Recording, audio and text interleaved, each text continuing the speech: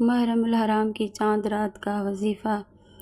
ذوالحج کی آخری تاریخ کبھی 29 ذوالحج ہوتی ہے تو کبھی 30 کو ہوتی ہے۔ اس دن مغرب سے 10 منٹ پہلے باوضو ہو کر درود پاک پڑھنا شروع کر دیں۔ مغرب کی اذان ہونے تک درود پاک پڑھتے رہیں اور پھر نماز مغرب کے بعد بھی 10 منٹ تک درود پاک پڑھیں۔ اس عمل کا سب سے بڑا فائدہ یہ ہے کہ آپ کے جانے والے سال کے آخری 10 منٹ اور آنے والے سال کے پہلے 10 منٹ درود پاک پڑھتے ہوئے گزریں گے۔ جب اول آخر درود ہو تو درمیان والی سب عبادتیں بھی قبول ہوتی ہیں اور دعائیں بھی قبول ہوتی ہیں۔ درود شریف کوئی سا بھی پڑھ سکتے ہیں، یہ درود پاک بھی پڑھ سکتے ہیں۔ اللہم صلی علی محمد وعلی آل محمد۔